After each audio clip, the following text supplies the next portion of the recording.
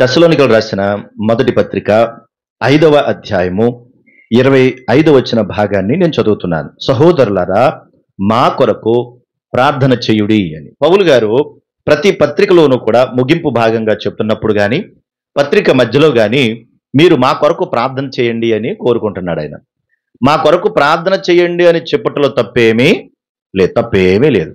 కానీ ప్రార్థన చేయుటలో ఉన్నటువంటి విషయాలు మాత్రం తప్పు కాకూడదు. ప్రార్థన చేయమనడం తప్పు కాదు.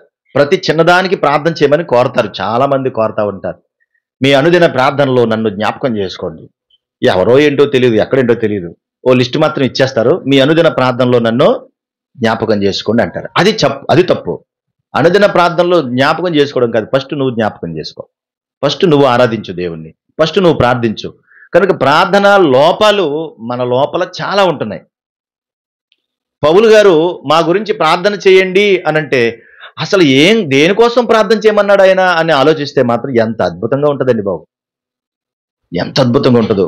ఒక 5 విషయాలు మీకు చెప్పి నేను ముగిస్తాను. చూడండి, ఇప్పుడు ఆయన మా కొరకు ప్రార్థన చేయండి అంటే దేనికోసం చేయమంటావు పౌలు? ప్రార్థన నీకోసం ప్రార్థన చేయమని చెప్పావు, దేనికోసం చేయాలి అని అంటే పౌలు గారు చెప్తున్నాడు. ఇప్పుడు చూడండి, ఎఫెసీ పత్రిక 6వ అధ్యాయం, ఎఫెసీ పత్రిక 6వ అధ్యాయము 19 వచ్చిన భాగాన్ని నేను చదువుతున్నాను. చూడండి, ఎఫెసీ పత్రిక 6:19. మరియు నేను దేని నిమిత్తము రాయబారినై సంకెళ్లలో ఉన్నానో ఆ సువార్త మర్మమును ధైర్యముగా తెలియచేయుటకు నేను మాటలాడ నోరు తెరుచున్నప్పుడు దాని గురించి నేను మాటలాడవలసినట్టుగా ధైర్యముతో మాటలాడుటకై వాక్శక్తి నాకు అనుగ్రహింపబడినట్లు నా నిమిత్తమును పూర్ణమైన పట్టుదలతో విజ్ఞాపన చేయుచు మెలకువగా ఉండండి. ఏం కోరుకుంటున్నాడు చూడండి, ఆయన నా కోసం ప్రార్థన చేయండి అంటే ఏమని చెప్తున్నాడు ఇక్కడ?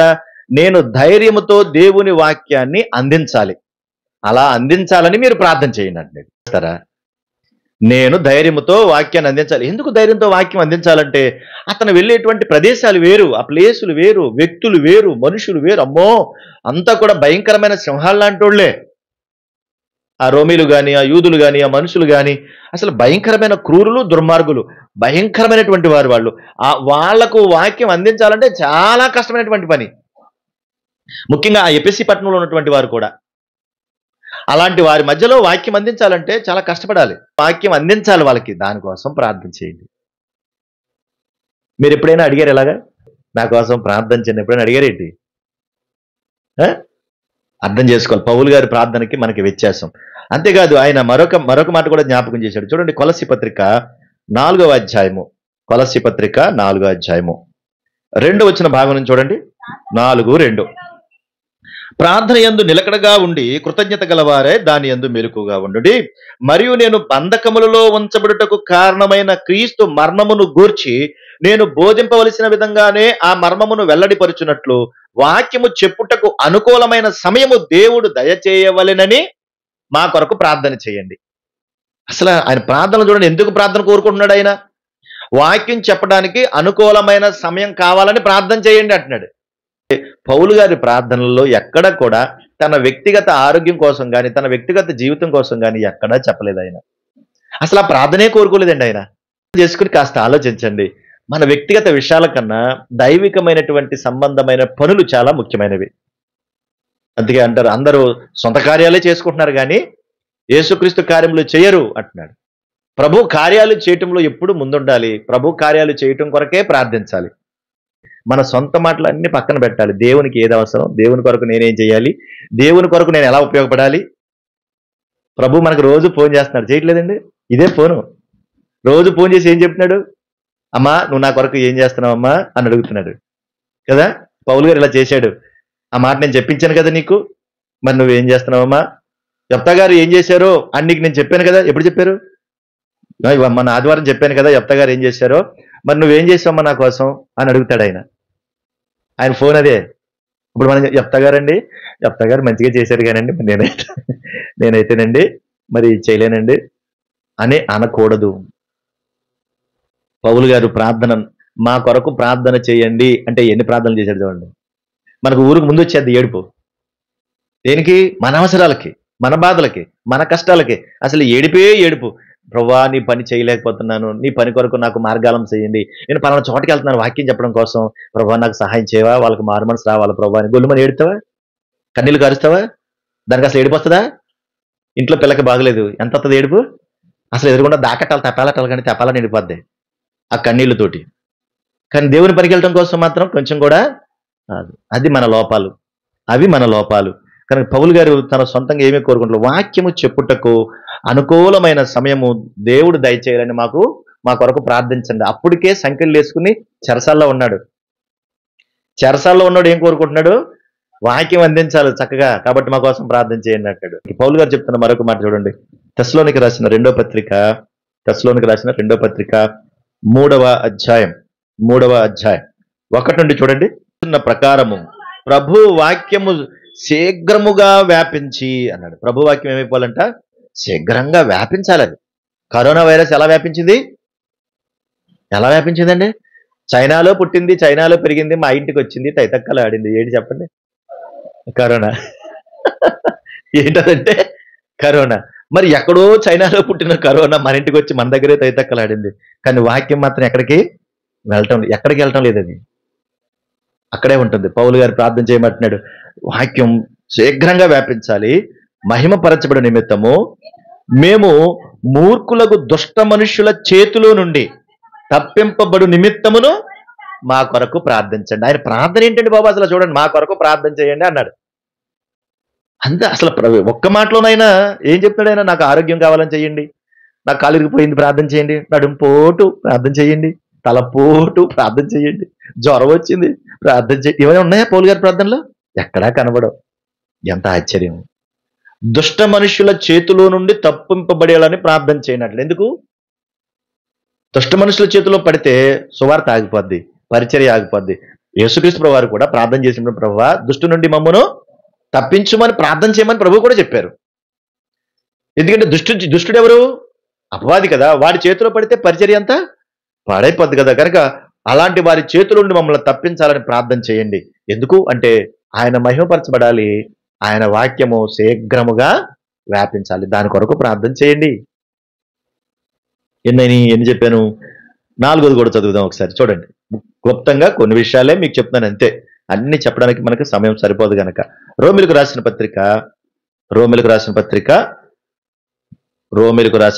15వ అధ్యాయము 30వ భాగం కూడా చదువుదాం. చూడండి, సహోదరులారా, నేను యోదయలోనున్న అవిధేయుల చేతులలో నుండి తప్పింపబడి, అవిధేయులు అంటే వీళ్ళు మూర్ఖులే, వీళ్ళు కూడా వాళ్ళ చేతుల నుండి తప్పింపబడి యెరూషలేములో చేయవలసిన ఈ పరిచర్య పరిశుద్ధులకు ప్రీతికరమగునట్లు నేను దేవుని చిత్తం వలన సంతోషముతో మీ యొద్దకు వచ్చి మీతో కలిసి విశ్రాంతి పొందినట్లును మీరు నా కొరకు దేవునికి చేయు ప్రార్థనల యందు నాతో కలిసి పోరాడాలని మీరు ప్రార్థన చేయండి. మిమ్మల్ని బతిమాలుకుంటున్నాను.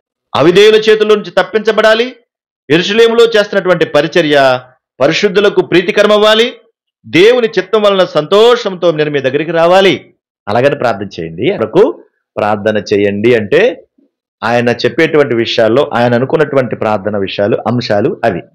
మన ప్రార్థన అంశాలు పుస్తకాలు నిండిపోతున్నాయి, పేపర్లు నిండిపోతున్నాయి. ఆయన ప్రార్థన అంశాలు అద్భుతంగా ఉన్నాయి. ఇది ప్రార్థనలో ఎదుగుదల అన్నమాట. ప్రార్థనలో స్థాయి దాటిపోయేటువంటి ప్రార్థన అన్నమాట. అది ఆ స్థాయికి ఎదగాలి మనందరం. ఓకేనా? ఆ తర్వాత ఫిలిప్పీలకు రాసిన పత్రిక 1వ అధ్యాయం, ఫిలిప్పీ పత్రిక 1వ అధ్యాయము 19 భాగం చదువుదాం.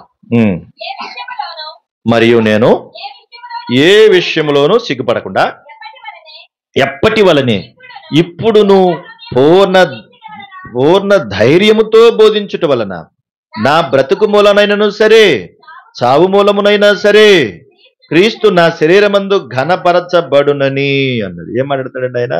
మరియు నేను ఏ విషయంలో సిగ్గుపడకూడదు, నేను ఏ విషయంలో కూడా సిగ్గుపడిపోకూడదు. అంతేకాదు, నా బ్రతుకు మూలముగానైనా సరే అంటున్నాడు. నా బ్రతుకు ద్వారా గాని నా చావు ద్వారా గాని క్రీస్తు నా శరీరమందు ఘనపరచబడాలి. అదండి ఆయన కోరుకుంటుంది. ఇది కోరుకుంటున్నాడు గనకనే తన శరీర సంబంధమైన భౌతిక సంబంధమైన వాటిని కోరుకోవటం లేదు. తన జీవితంలో కోరుకునేది ఒకటే, నా శరీరం మూలంగా కూడా ఏం జరగాలి అంటే నా బ్రతుకు మూలంగా దేవునికి మహిమ రావాలి, కూడా మహిమ రావాలి. మన మధ్య దైవజనులు ప్రవీణ్ పగడాల గారు బోను విడిచిపెట్టి వెళ్ళిపోయారు. ఆయన బ్రతుకున్నప్పుడు చాలా మందికి తెలియదు, తెలుసా? చాలా మందికి తెలియదు ఆయన బ్రతుకున్నప్పుడు. మాలాంటి కొంతమందికి తెలుసు తప్ప చాలా మందికి తెలియదు. ఆయన భావాలు కానీ, ఆయన వ్యక్తిత్వాలు కానీ, ఆయన చెప్పిన వాక్యాలు కానీ ఎవరికీ తెలియదు. కానీ ఆయన చనిపోయిన తర్వాత ప్రపంచమంతా కొన్ని కోటుకున్నప్పుడు చాలా విషయాలు చెప్పాడు, కానీ ఎవరికీ తెలియదు. చనిపోయిన తర్వాత ఆ వీడియోలు మరింత ఎక్కువగా వచ్చాయి, ప్రపంచవ్యాప్తంగా కోట్ల మంది చూశారు. ఇప్పుడు చూడండి, ఆయన బ్రతుకున్నప్పుడు దేవుణ్ణి గణపరిచాడు, చావు ద్వారా కూడా ఏం చేశాడు ఆయన? బ్రతుకున్నప్పుడు చేసిన సేవ కన్నా చనిపోయిన తర్వాత జరిగినటువంటి సేవ ఎంత విస్తారమైపోయిందో పౌలు గారు అదే కోరుతున్నారు. ఎందుకు అంటే, క్రీస్తు నా శరీరమందు ఘనపరచబడాలి, ఇది నా కోరిక. దానికోసమే మీరు ప్రార్థన చేయండి. అలాంటి ప్రార్థనలు మరి చేస్తారా? ప్రభువా, నేను బ్రతుకుంటే మిమ్మల్ని గణపరుస్తా, మరణం వచ్చినా నేను గణపరుస్తా, అలాంటి స్థితే నాకు ఇవ్వండి అని అడుగుతారా? మరి బతుకున్నప్పుడేమో అందరినీ కాల్చుకు తింటారు, చచ్చిన తర్వాత కూడా కాల్చుకొని తింటారు. ఎలాగ చెప్పండి? చచ్చిన తర్వాత నువ్వు చేసిన అప్పులు, నువ్వు చేసిన తప్పులు, నువ్వు చేసిన పాపాలు, నువ్వు ఇచ్చిన వడ్డీలు, ఇవన్నీ ఎల్ఐసీలు కట్టి అవి కట్టి ఇవి కట్టి డబ్బులన్నీ పక్కన పెడితే, పోతే పోయాడు గానేరా, డబ్బులు వచ్చినాయిరా అని ఆనందపడతారు. ఏమీ కట్టకుండా అప్పులు చేసి చచ్చిపోతే, నువ్వు చచ్చి మమ్మల్ని అప్పుల పాలు చేసి చంపావురా అని. బతుకున్నప్పుడు ఏడిపిస్తావు, చచ్చినప్పుడు ఏడిపిస్తావు. ఇది మన జీవితం. ఇది ఎప్పటికీ మన జీవితాల్లో రాకూడదు. అది దేవుడు కోరుకునేది, ప్రభు కోరుకునేది అయితే అదే.